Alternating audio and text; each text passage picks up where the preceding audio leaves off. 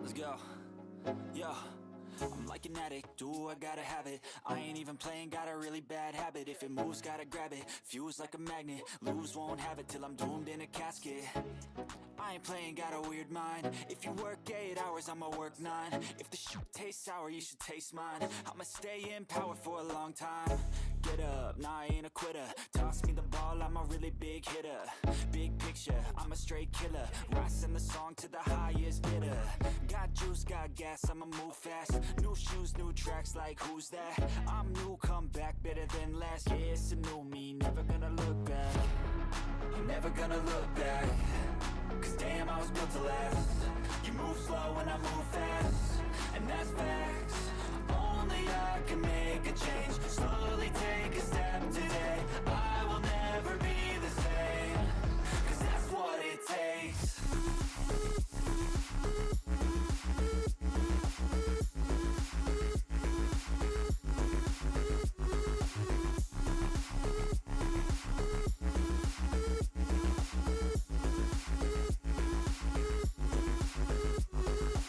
I take shots to the top, I'll get it. I got one life, I'ma do all to win it. I do what's right, push until I fall. I'm slipping to get back up, always stand tall, I'm grinning. I got cuts real deep in, bruised and scarred. I had to learn how to think with my head not heart. I've been chewed up, spit out, torn apart. But picking up all the pieces is a form of art. I'm never gonna look back. Cause damn, I was built to last. You move slow and I move fast, and that's facts. Only I can make a change. Slowly take a step today. I will never be the same. Cause that's what it takes.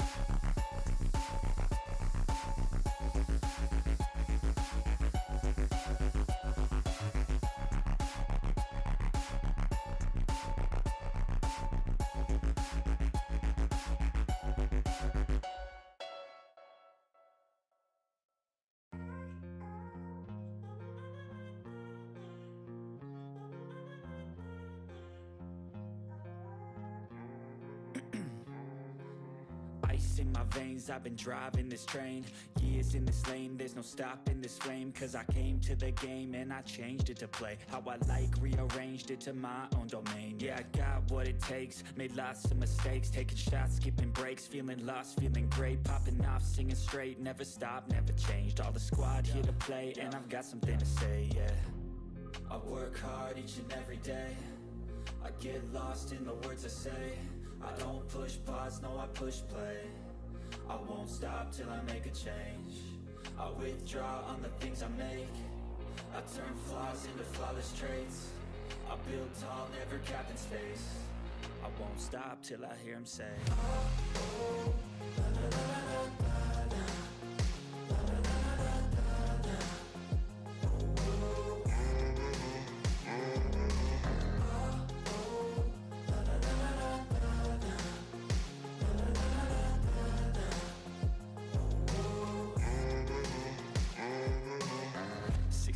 And I'm up again. I got tired eyes, need a cup of blend. That's right, in the AM, that's my only friend. No light, just the sun coming up on the horizon. I lose track of time, yeah, I move fast and climb a new class divine, yeah, true passion shines. And I'm through passing time, I choose stacking dimes. You snooze half the time while I move passing by. I work hard each and every day.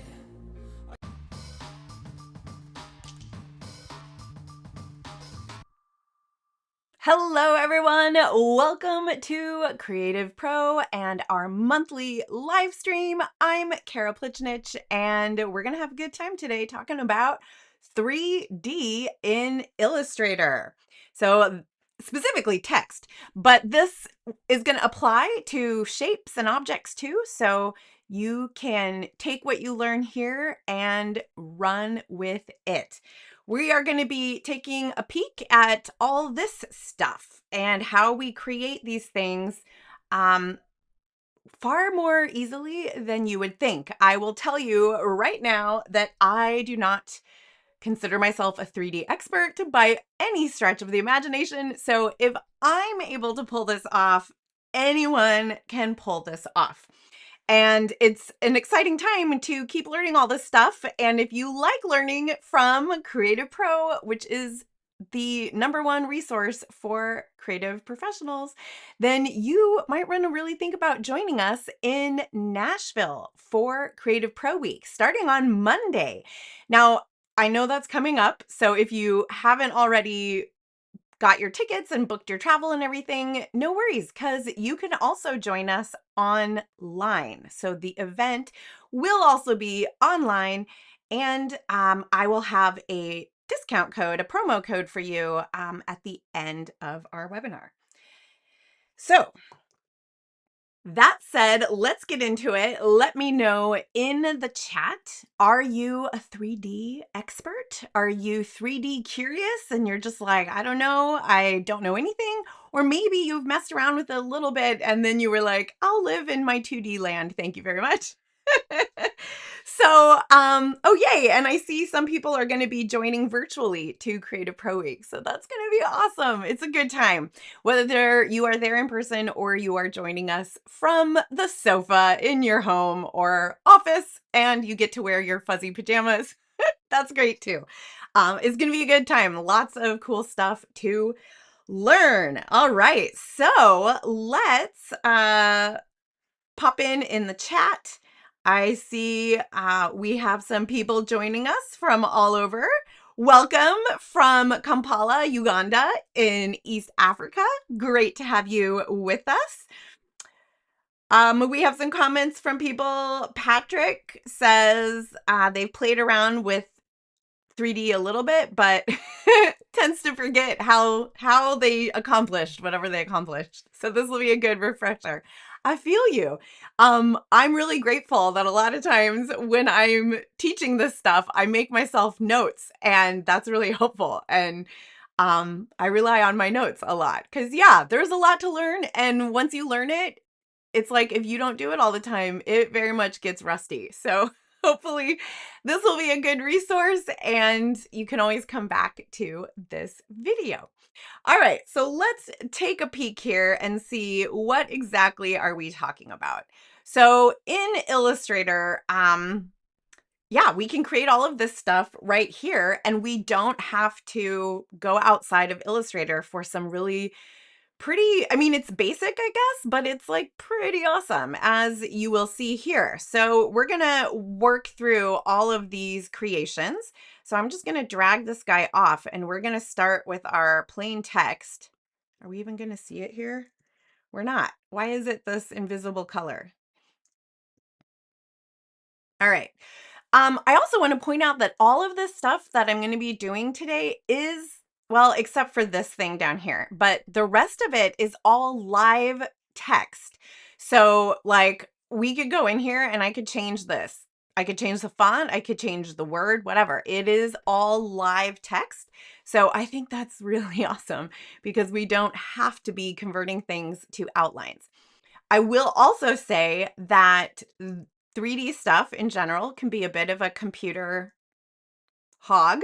So I have set my rendering to the lowest resolution, and I will show you that when we get there, but I'm trying to keep my file size as light as possible today because obviously I'm also streaming and there's just a lot going on. But otherwise, you know, you might crash Illustrator a little bit depending on your system. So I will cover that when we get there. Okay, so first we're gonna just start with this. So this is just text, right? And this happens to be the font Allotropic, if anyone cares. I think it's available. I think I got it from Adobe Fonts. It must be. I believe that's where it came from.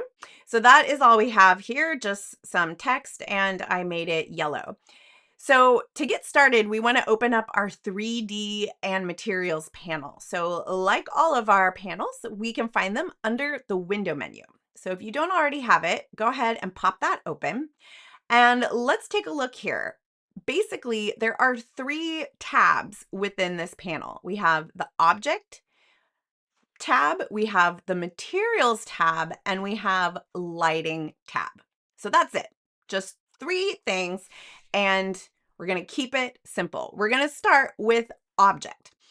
So under the Object tab, you'll notice that there are 4 different types of 3D objects that we can create.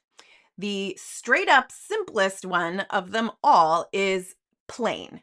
And you'll notice if I click on that and apply plane, nothing really happens other than we've now taken this text. So you can see when I mouse over it, it's showing me the blue overlay. So that's like our existing text. And then when I mouse away, we can see that this plane 3D effect has been applied. So all that's done is skewed it so that it's in 3D space, which means now we can control the rotation of all of it in a number of ways. One way we can do that is by just simply clicking and dragging.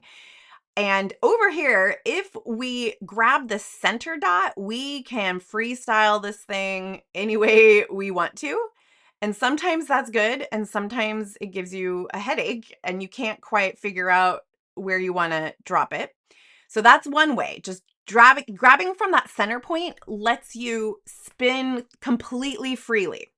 Another way that sometimes might be helpful is you can also hover over the different axes, right? So we have the vertical axis, which is the y-axis. And if I hover over that and then click and drag, now I can restrain my changes to the y-axis.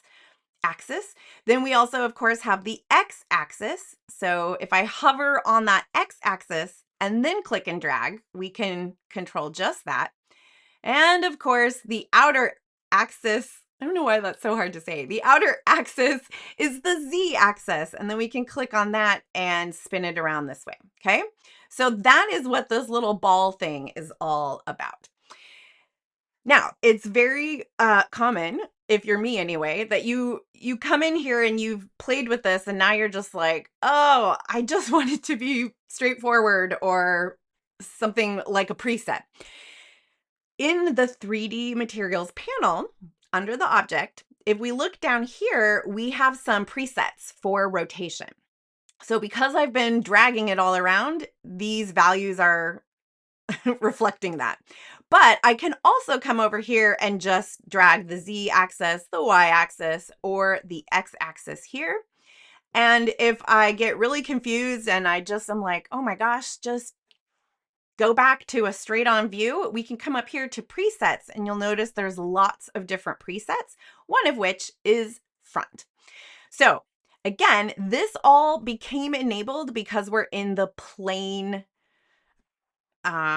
flavor of 3D. So you might use plain, but it doesn't really give you that 3D look. It just lets you revolve things around a little bit. Maybe that's all you want. But in this case, we're going to move on to the next type of 3D, which is extrude. So in order to see extrude happening, we want to change this from front view. I'm finding that my favorite is off-axis front, which just kind of skews it a little bit. And now we're going to go in here and enable the extrude 3D type. So we're going to click on that. And when we do that, we get all the extrude options here. The main one, of course, is depth. So now I can take this depth slider and just make these letters as thick or as narrow as I want. So I'm trying to match what I did over here. So we'll see how well that goes. But we can adjust the depth. So I'm going to keep it maybe like this. I like that I can still see the hollowness inside the letters there.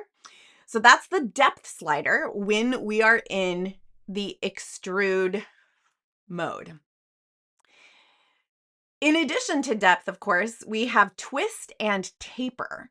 And I personally don't use these very much, but hey, there is a time and a place for everything. So if we twist this, you can see what it's doing. It's taking the extrusion and twisting it, hence the name.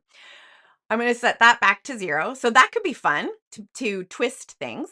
We can also have the extrusion taper.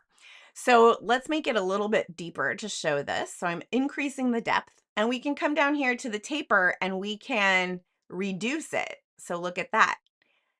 And maybe if I scroll this on on the X axis, we can see what's happening. So this taper from 100% keeps it straight, but as I reduce it, you can see that the extrusion tapers to a point. So there might be times when you want that. I'm going to leave that set at 100%. So it's not actually tapering. And I'm going to reduce my depth again. And I'm going to go back to that front off axis position. All right. So those are the basics of the extrude settings. You'll notice we also have this thing down here called cap. And what's really cool about that is that we can basically tell Illustrator that we want to take the face off of the letters. So here's a preview of another one that I made where this font I think is called Rosewood, and it has like really ornate carvings in it, and I simply turned off the face and now it's like hollow and we can look inside. And I love it because it reminds me of quill work. You know how people create quill art with paper and a quilling tool? That's what that looks like. And we can do that over here as well. We can simply tell it to turn the cap off by toggling the switch here. And now you can see that our letters are hollow on the inside. So that can be kind of cool. I think in this case, it's messy looking and I'm not loving it, but it's an easy toggle. So the cap basically means the front face of the letters. So you can turn it on or off. Also, down here, we have a bevel. So I'm going to go ahead and enable the bevel and mouse off so you can see. So this bevel comes in its own bunch of different flavors, right? We can have a classic bevel. That's what that looks like. And we can adjust the width and the height and the repeat of the bevel. So here's just a little example of that. So I'm adjusting the width. So how far in from the edge does the bevel go? And we can also adjust the height. How extreme is that bevel? So maybe it's really subtle, or maybe it's really dramatic. So we can play with that. And we can also, of course, change the shape. But before we do that, I'm going to show you this repeat. So you can have bevels upon bevels. So if I drag up this repeat, and maybe we space it out a little bit, you see what's happening? It's creating multiple bevels. So you can really have fun with this. You can also bevel in instead of out. I guess we can adjust the spacing between the bevels too. And we could bevel both sides. So if you wanted to bevel the back, you could do that as well. But I'm going to not do that. So we have the classic bevel shape. There's a step bevel. We have a round outline. I mean, it's so fun, all this stuff. I'm going to go with just the regular round bevel. I'm going to not bevel inside, so I'm going to let it bevel out. And I'm going to just have one bevel. And I'm going to make this height much less dramatic. So what I basically want is to just have a little edge on the letters, because we're going to add some shine and reflection to this. And we can pick up those shines, those highlights better when we have a bit of a bevel on the edge. So you can already see some of that, like on the tops of the letters. So if I reduce everything to 0, we don't see so much there. So we're going to add just a little bit of a round edge on these letters. So this is looking pretty good so far. What else in this? Let's see. That's pretty much it for the object settings, I think. Okay. Next, let's move into materials. This is where things can get wild. We have by default this base material, okay? And it's just like that is based on your fill color, right? So if I want to make these letters hot pink, I can just choose hot pink for my fill color. And now I've got hot pink letters. That may or may not be what we want, but that's how the base material works. Excuse me, I have something in my throat. That's how the base materials work. So whatever our color is here, it's going to be reflected in our project. We'll explore some of these other materials later because depending on the material and how much else we have going on in this document, it can really start to slow your computer down. And I'm not into that for a live stream, but we will do it. If we crash out and Illustrator blows up on me, I don't want it to happen right now. So we will come back to those materials, but we can still adjust certain attributes for our base material. So I'm just going to stick to the base material for right now, but you should know that you can use materials that are created specifically for 3D objects in something like Adobe Substance. And I'll show you where you can get more materials as well. But you can also basically map graphics to these 3D objects. So I'll show you that later as well. But for right now, we're going to stick with that base material because it's actually pretty awesome all by itself. So we'll scroll down past all of those things and let's look here at our properties. The two base material properties that we can control is something called roughness and metallicness. So if we want to make this shiny, then we want to set the roughness to 0. The roughness basically means how shiny it's going to be or not. If the surface is rough, the more rough a surface is, the less shiny it will be. Does that make sense? So we call it a roughness slider, but it's really impacting shininess. So I'm going to drop the roughness down to 0, and the metallicness now is on a scale also from 0 to 1. So full on 1 looks like this. And before you panic and think, oh, gross, what happened? We haven't adjusted lighting yet. And I think right now it might be defaulting to a behind the object lighting. And so basically this is in shadow now. So don't panic. The thing to know about working in 3D is that lighting and materials are everything. But you also have to render it out before you can actually see what it's going to look like. And this is not rendered yet. So we're also not getting like the full show. We're kind of just getting a really rough dress rehearsal. All right. So don't panic. But I don't think I want that all the way metallic. So I'm going to put it to maybe like 0.4 or something like that. Okay. So that's it for materials. It's simple so far, right? Next is, I think, the best part, and that's lighting. So let's go to our lighting tab. And here we have some presets. So we can click on any one of those.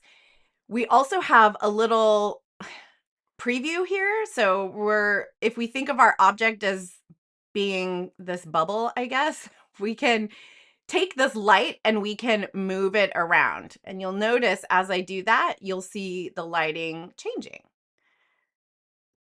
It's really annoying that this keeps coming up, isn't it? It's hard to see. But so we can move this light around by either dragging in this bubble, clicking one of these presets, Or what I actually find the most useful is coming down here and adjusting the rotation. So here you can see that as I drag this around, it won't update this picture until I let go, but the preview updates. So we can see as we rotate the light around our object, look at that shine happening.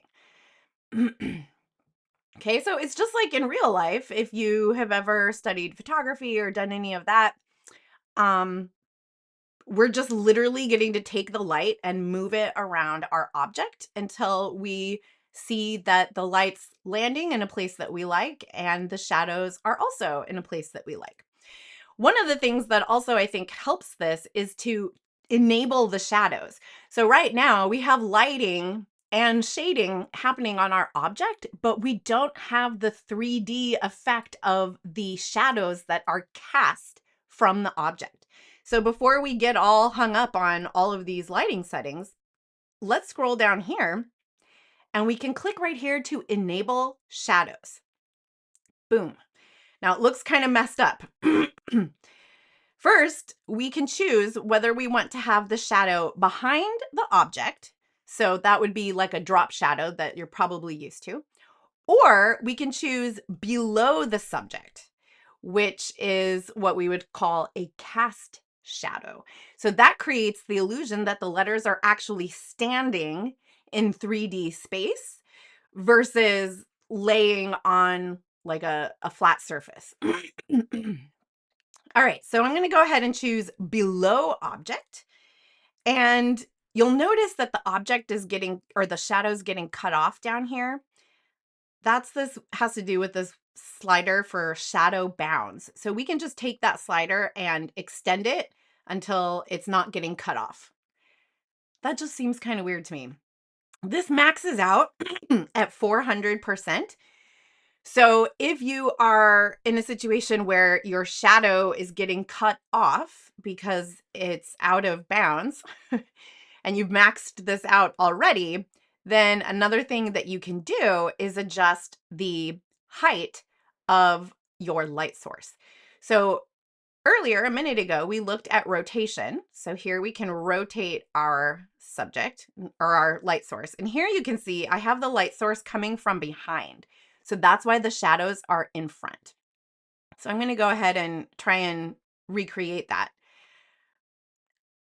So I'm setting the rotation so that it's coming from here. It's throwing the shadow to the front. And then we can adjust the height of our light source, right? So if you've ever looked at shadows in the real world, in the morning time when the morning or the evening when the sun is low in the sky, we get really long shadows, right? And you can see here the bounds, it's getting cut off at 400%. So you might have to make your bounding box bigger or your shadow shorter. Just kind of depends what you're doing. So I'm losing shadow at this height. But this would be like when the sun is low in the sky.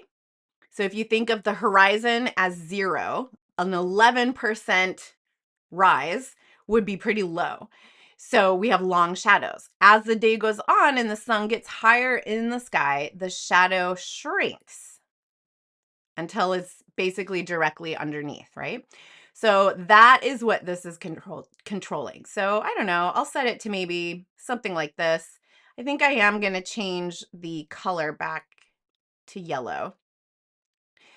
And again, because this is a base material and it's pulling the color from the actual color of our object, I can change it on the fly by just clicking on one of the swatches.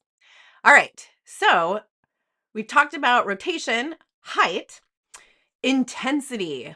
Intensity is just like what it sounds like, basically. How bright and powerful is this light source? So we can bump this up and it grows in intensity, or we can drag it down and it fades, basically. So, choose what you think looks good. The shinier your object, the more this is going to affect it. So you'll see when we render this, how that really looks. We're really just getting kind of a rough preview right now. The other thing that we can control is the intensity of the ambient light, right? So we have like our main light, and then we sort of have the other light that's in the room in our 3D space here. And that is called our ambient light. So we can turn off the ambient light completely. If I just click here, now there's no light hitting the front of our object because we've positioned, you can see here's our light source. It's coming from the top left of our object.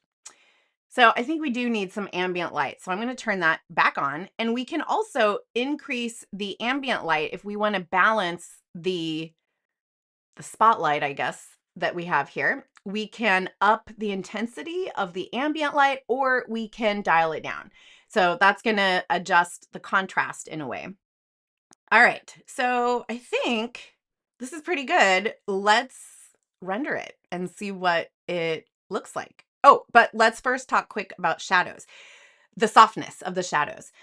So here under lighting, we've talked about intensity, rotation, height. The other is softness. Now this we can't preview. It won't show us this until we render it. So you kind of have to guess, which is kind of annoying. But if we make it super soft, these shadows are going to resemble less and less of the letters that are actually casting them. So I'm just going to leave this at 59% and we'll see what it looks like. So let's come up, and here's how we render. This little button right here will render. And it turns out, of course, there's options for rendering. So before I render this, I'm going to click the little arrow to pop open the render settings so we can talk about them. We can render with a wireframe mesh, which probably means a whole lot more to someone who lives and breathes 3D space. But what we're going to do is render with ray tracing. So we'll turn that on right now. So I'll go ahead and click to enable that. And here we can choose the quality of that rendering. So what is happening here is that this is basically getting rendered into a raster world, okay? And so the quality here is going to be based on your raster settings in Illustrator. If you need a shortcut to tweak them, you can click right here, raster settings. So this is basically controlling the resolution of any raster-based effects. And by raster, I mean pixels, right? So Illustrator is a vector-based environment, but just like we can do some vector work in Photoshop, which is a pixel environment, we can also render some things in Illustrator as pixels. And that's what's happening with this shadow. And so we can control that, the resolution of that here. And for purposes of today, I'm going to set this to the lowest because this can, this can pretty quickly choke out your computer. So I'm going to set this to low, and that's all. We'll leave it at that. So I'll click OK. So we haven't actually rendered it yet, but we've set our settings. So now to actually render it, we just click this little button right here. And it's rendering.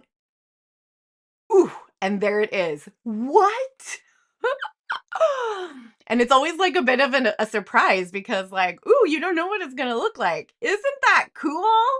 So you can see that because we set the base material roughness to 0, where is that? Base material. Oh, it's not under object, it's under materials.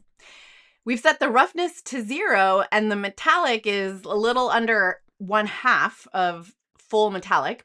We get this effect. Okay, so this is the rendered effect. It's still text. I could still change the word. I could still change the font. This is just text, but we have now created this cool effect with it. I'll point out while we're here, and then we're going to jump to chat and I'll check for your questions and stuff. So if you have questions, drop them in right now.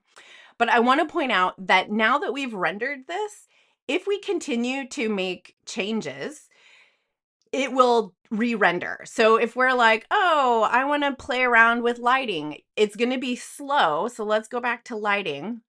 And let's say that we want to change the rotation from 180 to whatever this is. So you have to stop, wait, and then it's re-rendering, and now it's done. So did you see how it kind of has to catch up?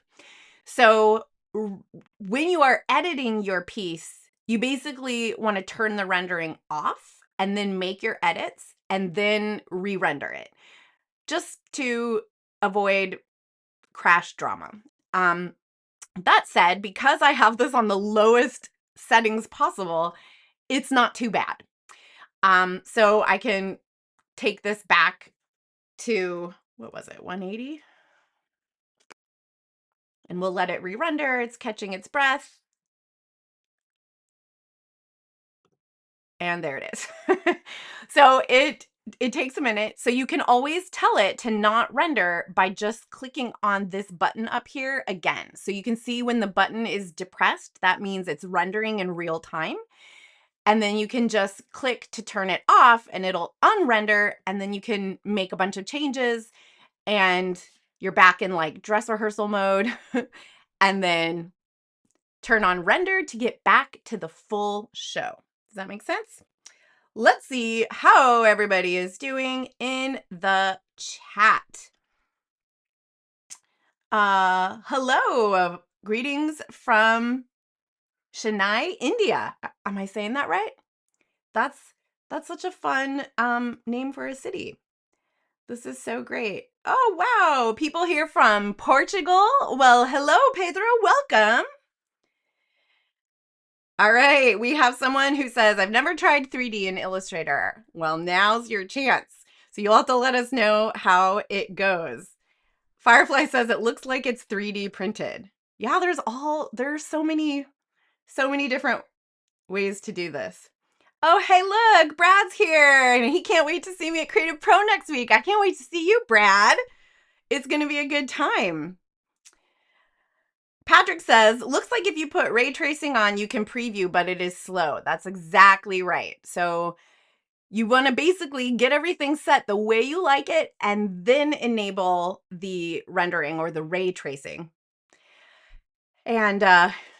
And then it'll process everything, and then you can kind of decide if you want to make more changes. And then if it's like one change, you could leave it on. But if you're going to be like, whoa, no, I need to totally go back to the drawing board, you probably want to turn it back off again. Jeff, how much RAM's on my computer? That's a good question. I don't know. I'm working on a MacBook Pro laptop, so I'm not on any fancy system. I don't know how much I have. My laptop is old. I had however much I could get at that time. Like it's probably middle of the road. You can tell I don't it's not fancy, because if it was fancy, I'd probably have an actual answer for you.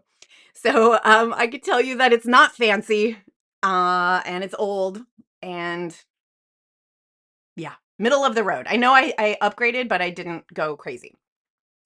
So Patrick says, this is so cool. Yeah. And the other part of Jeff's question, I agree, it is really cool, Patrick. The other part of Jeff's question was, is there an amount you would recommend? I always say as much as your pocketbook can stomach. The more, the merrier, especially if you're doing a lot of video and stuff. So yeah, I hope that helps. All right. Keep your questions coming. And we are going to move on real quick. And I want to show you just quick before we move on to one of the other object types, is that you can see that this was like kind of a lot of work, right? Let's render this back.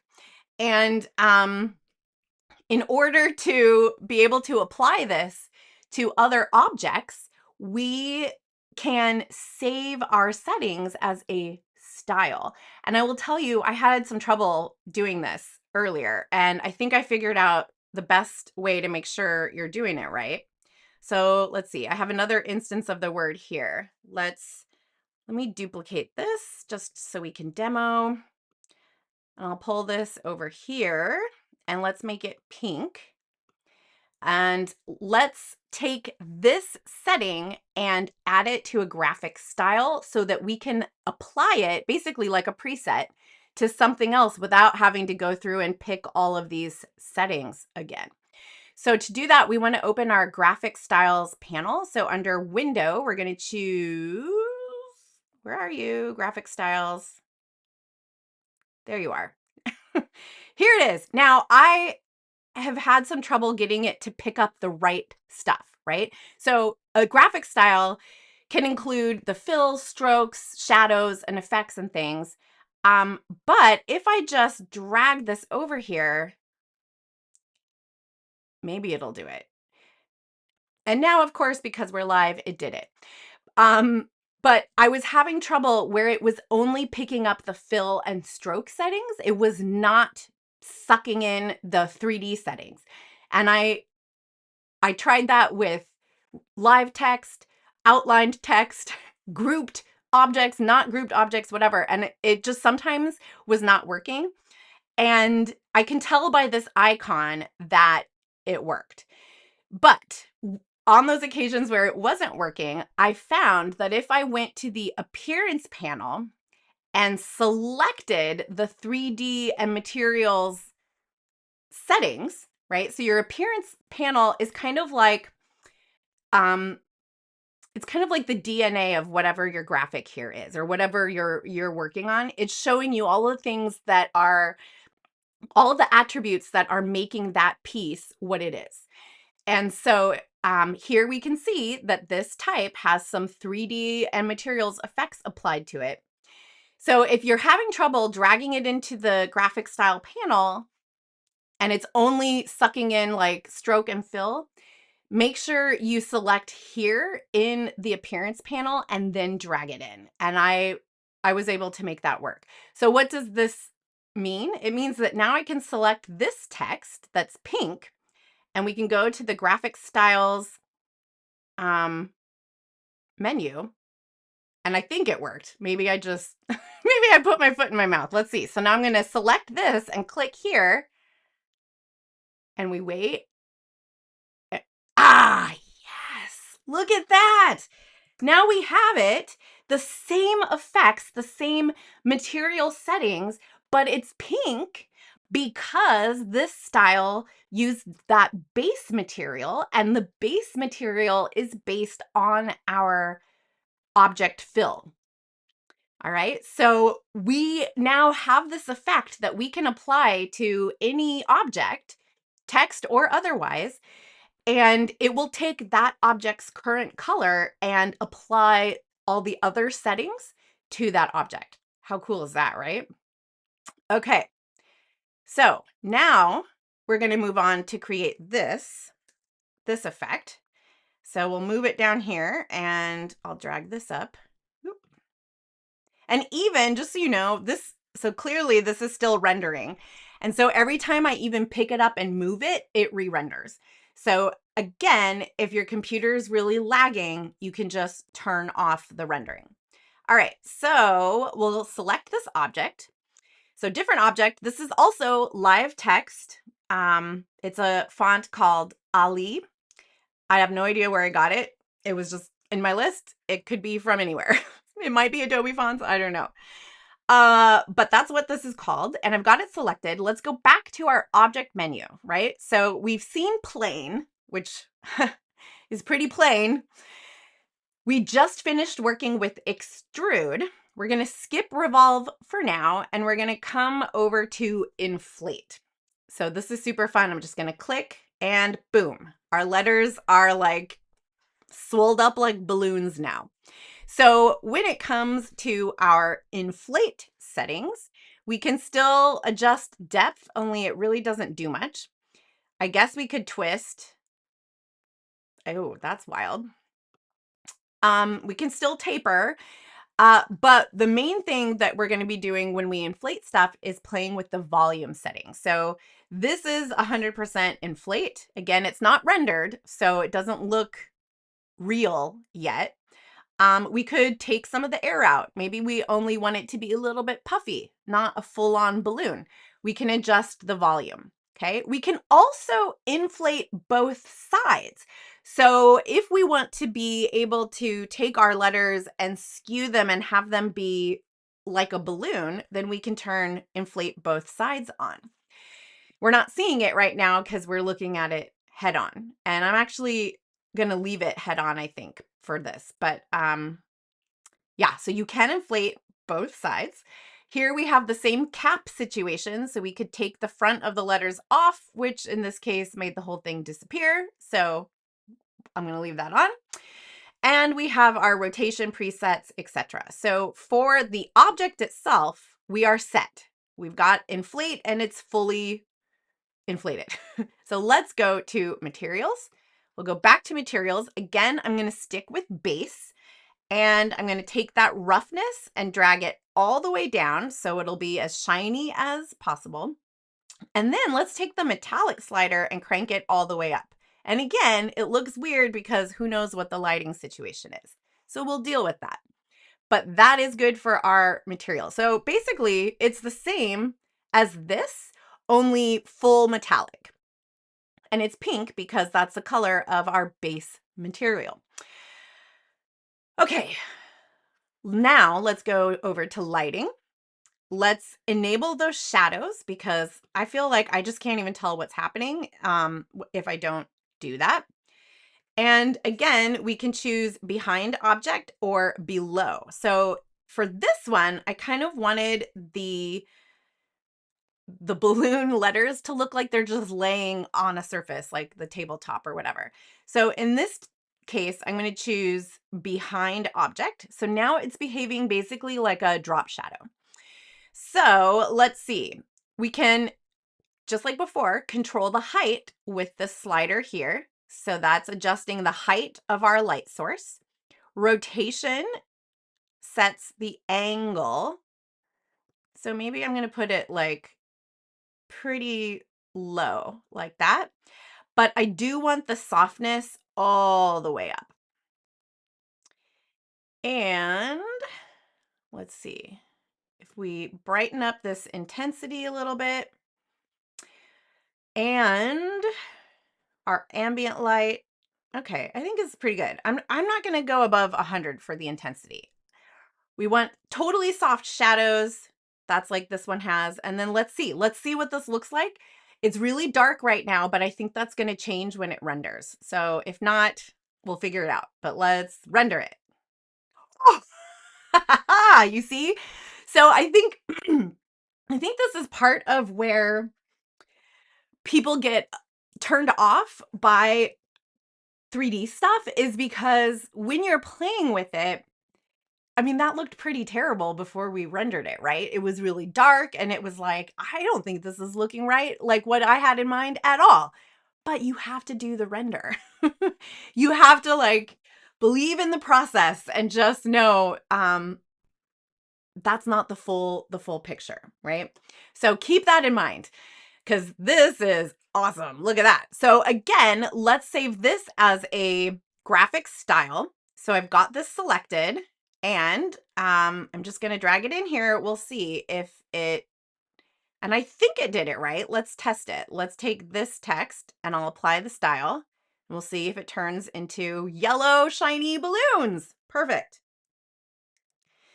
All right. So what's unfortunate about the graphic style panel is these previews are useless. I mean, totally useless. So what we want to do is make sure we name them. So you can see that I've made these styles already, but these are the ones we just made together. So to rename them, I'm going to click away so I don't have anything selected because I don't want to apply the thing. I just want to double click on it to pop it up and then we'll name it. So this first one we can just call like groovy, shiny, off-axis front or whatever makes sense to you. And then this one is slick. Now I'm not naming it with the color because remember that the color is based on the object. So the color basically the setting that got applied here was that base material. So this style is going to take on whatever color of base material the object has. So I guess I could call it base material balloon or something. But I guess I'm choosing to name it with the word because that's what sticks in my head. But obviously that doesn't work if you use a different word. So maybe we should call this base metallic inflation. What a terrible name. What would you call it? Come up with something better. We'll click OK. All right. So now when we hover over these, we can see the little tag pop up and we can see what the heck that style is. You'll notice that it has like this little black square and kind of some shadows and stuff. So that's how you know that it's pulling the 3D stuff. If you try and create a style and it's not pulling the 3D, so here's an example, because now, of course, I can't get it to do that. But before we went live, that's all that was happening. So you can see when I dragged this in and I don't have kind of this blocky black box with the little shadow, you can see here, it just pulled in my fill and stroke settings. And so the preview here is a little different. So what we want is something that looks like this, as useless as that preview is. Okay. And you can see here, if we look carefully, I can see the shadow is so soft that it's feathering way out here and it's getting cut off by the text frame. So let's select that and let's go back to our lighting and see if we can, we need to increase the shadow bounds. So now it's going to re-render. But now we can see we don't have that shadow getting cut off. Okay, so shadow bounds is what will take care of that for you. All right, so are you feeling good about this? Let's go back in the chat real quick before I get carried away with another example, and let's see what you guys have to say. Same stuff. Anybody have any questions about how this is working? Let me show you one more. Okay, we talked about graphic styles. Oh, you might be wondering how you can clear these 3D settings once you apply them. So like, let's say we take this object here and I'm going to apply our shiny balloons to it. And then we decide, I don't want this. I don't want it 3D. I want it to go away. Well, the best way to do that is to open up the appearance panel. So of course that lives under the window menu if you don't see yours. Find the appearance panel, find the DNA strand where the 3D and materials is applied, and then just hit the trash can and that will get rid of it. And then it's not 3D anymore and you're back to your normal setup. Okay, but what I wanted to show you, the last thing under the object options is revolve. And this is so cool. And I have not spent much time with it, so I'm showing you like a very simple thing of it. But I had fun doing this. So this vase here, I created using revolve and the letter V in the word groovy. So to do that, I'm going to take the word here. This is just live text, and I'm going to convert it to outlines. So we're going to go to type, create outlines. Now that means that this is no longer editable type. It's now just vectors in the shape of letters. So I can come in now and edit these. So I'm going to select using my direct selection tool. I'm going to select the Y and all of these other letters and delete them. And then I'm going to select these points on the V and delete, well, not that many. Let's do like this bit. Gonna delete a lot of them. Maybe even this one. Okay, so I'm just left with this sliver. Now it looks weird because it's an open path now. So it's not forming a shape. Now it's just a line. And so lines look weird when they have a fill instead of a stroke. So I'm going to switch that. So I'm pressing Shift X to flip flop my stroke and my fill. So we'll set this as a stroke. And now I'm going to make it 3D and we're going to revolve it, which just made me think of that song Ice Ice Baby. That's a lyric in there somewhere. I forget off the top of my head. Something about my DJ revolves it. We're going to revolve this and make a vase. Okay. So it's crazy. All right. So we've got it selected. We're going to click revolve. And we didn't make a vase. We made a candlestick holder. And that's okay. This is another thing that if you don't know this stuff, it throws you off and it just makes you crazy and you think 3D is not for me, but it can be for you. Here's what's happening. We can see our regular settings, but we have some extra ones. We have a revolve angle. So let me zoom in so you can see. And right now it's revolving 360. So if we start to unrevolve it, you can see what's happening. So it took this line that we made and then it just spun it around, assuming this line was the left edge of our object. And it spun it around from the left edge, spinning to the left, and we can go all the way around and we made a candlestick holder. That's what's happening there. The reason that it's going that way is because we've got this option, offset direction from, and it defaulted to left edge. But what we want is right edge. So watch this. When we change it, it revolves the other way and we get a vase. What? Are you kidding me right now? I feel like now I want to play around in Substance. Maybe. This is like the gateway drug to working in 3D because look how cool that is. I mean, very cool. And it's adjustable. So we can also come in here and squish it, squash it. Look, and if I drag it and flip it over, it turns back into a candlestick holder. All right. So there is our vase and it's based on our base material. Now, what's weird is that it's applying our stroke as a fill, weirdly. So you just kind of have to know that because it's taking our line and revolving it. So if we want to change the color of the vase, instead of changing the fill, we change the stroke. Okay.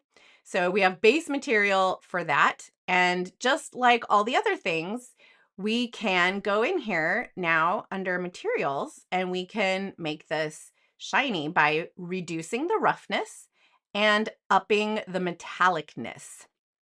And then we can go into our lighting and enable our shadows and we'll put it below our object. And let's adjust the angle of our light source to be like that. And I think that looks great. Let's render it. Ta-da! We made a vase, you guys, from the V in the word groovy. So here's another one that I made where I had slightly different settings. Isn't that neat? All right, so let's talk quickly about more materials and using graphics, okay? So first, more materials, I guess. We'll go to materials. So these are ones that I have downloaded from the community, and you can get them for free if you click this little icon here with the little person, okay? So of course, Adobe has an extensive library of 3D materials and objects and all kinds of things. And some of them, you pay for in some form, and then some are free. So this one will take you to like all the paid libraries. So there's a lot more options, but they do require a subscription or purchase or something like that. And this one will take you to community assets. So if we click on this, it takes us here. Whoop, now there we are. And these are all free. to download. So you'll notice some of them are materials. The materials are showcased as a little ball, a little sphere. And then some of them are objects that you can work with. So you can have a lot of fun playing around with all that. And then you can download them, and then you would import them here by clicking this little plus button, and you would choose add materials and then navigate to the files you downloaded, and then you get this stuff. So I could, instead of base material, I can apply this Persian mosaic wall tiles. So if I click on it, oh, I don't have this selected. Oh, look, I applied it to the vase. Ooh, look at that. All right, I meant to put it on the letters, but whoops. Anyway, here it is on the vase, and it still looks really cool. So when you are using these materials, whether they're ones you've downloaded or there's a massive collection here already in Illustrator, so you don't have to download anything. So let's apply this zinc spade to our vase. So here, this one is really cool, and it is already in Illustrator waiting for you. So I've got that applied. Now, each of these materials, they come with their own parameters that you can adjust. So every one is going to be different. So I can't possibly explain every one of those options. Just I want you to know that you can tweak them. So if we want to tweak this zinc spade pattern, we'll come down here under the properties for this material, and we can change the resolution. The repeat basically ends up changing the scale of the pattern. So the higher the repeat number, the smaller the pattern, because there's more instances of it repeating in the piece. All right. So, yeah, that's a biggie. So the repeat controls basically the scale of the pattern. And then there's all these other things here that I'm not going to mess with right now, but you can explore. Oh my gosh. I mean, look at this. So it's a lot. So have fun exploring either the built-in materials. So here are the built-in ones. All kinds of cool stuff. Metal, paint, stone, wood, all kinds of things. Have fun with that. If you want to download and install your more from the Adobe community, you want to click here. Maybe you're a Substance Pro and you can just create your own. The other thing that I want to show you is that you can also create materials from graphics. So I don't even know what these are in here. Let's see what happens. Don't crash. Don't crash. Oh, that didn't work as I hoped. I'll show you one that will work. Oh, here you can see it applied this little vector to it here. Let's throw that away. And I'm going to show you how we can use something else that I think is a little simpler to work with. Whoop. Okay, so what I'm going to do is go back to the base material, actually. So let's go to materials. You'll notice in materials, you want to keep materials and graphics like in your mind. You have to know that there are two, because you might not find what you're looking for if you forget. All right, so I'm going to go back to base material. So again, it looks like this color because that's the color of the stroke in this case. And I'm just going to fill it. Instead of applying to the stroke this pink color, I'm going to apply a pattern swatch. So I'm just going to click here and look what happens. Ta-da! So even using a base material, remember that it pulls from the stroke or fill color. And so what I've done here is I've used a base material, but I've set that stroke to this pattern. And so now it has applied a pattern here, which is pretty cool. And we could scale this pattern. And here's another thing where I ran into some weirdness. We can't scale the pattern here because Illustrator isn't applying a pattern from the 3D workspace. It's just a fill or a stroke. And in that case, the pattern is controlled in our transform settings.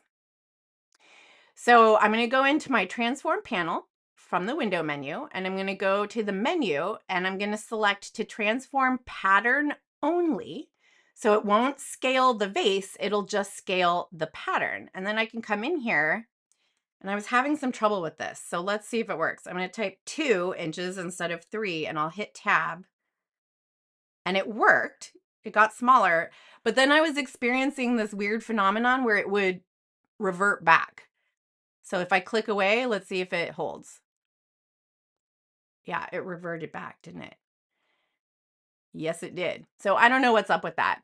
And it says right here, it says transformations will only be applied to the pattern fill of a selected object. So maybe it's because this is a stroke. I don't know. But we can also flip-flop that. So if we switch these around, oh, interesting. If we make the stroke clear and the fill the pattern, maybe then it'll work.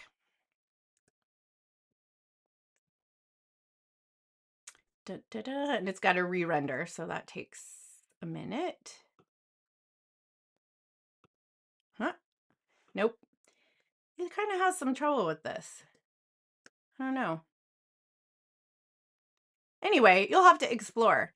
But it is possible if we add a different color to the... There we go. So if I add a different color to the stroke, now we can see the color on the outside and the fill with the pattern is on the inside. And if we reverse that, we'll get this. So, I mean, that's so fun. And this is all, I think, very doable, even when you really don't know much about 3D. So I think it's nice that you can control things like the XYZ rotation with sliders here, or there's presets. I know a lot of people just get in here and start dragging on stuff, and then, you know, you get frustrated pretty quickly, or at least I did. But if you work here from the panel, I think you'll be surprised how easy it is. So I just have some other examples here. I'm not going to do them because we are at time, but I just wanted to show you. These are all live text. Even this thing. This is a dingbat from a font called Monstrinos. I think that's how you say it. So if we take this and we apply our style to it, we'll do shiny off-axis front. Now I've applied the same style that we used for our groovy text over here. I've applied it to this dingbat. Same, like here's a lemon. Let's make it metallic. Let's do our balloon treatment to it. Whoa, that does not look good. So we would want to tweak that, but yeah, it's funny. So the settings are gonna, you know, have to change depending on what you're doing. But I hope that you are feeling empowered by this stuff and, you know, not afraid to give it a try. So let's pop in and see what's going on in the chat. Thank you, Patrick says, all good information, fun. Thank you so much for a great tutorial. You are welcome. We do these every month here at CreativePro, and you know, we are flexible. If there's something that you guys want to see, let us know in the comments, or you can message me, email me, Kara@creativepro.com, and let me know what you would like to see. And don't forget, if you want to join us in Nashville, whether that is in person or from the comfort of your own home in your fuzzy pajamas, check it out, and you can save $100 at creativepro.com/events with the code livestream in all caps. I'll put that back up one more time. There you go, everybody. So I hope you had fun and that you are not afraid to give 3D a try. So thanks for joining me, and until next time, have fun with Illustrator. See you then. Bye-bye.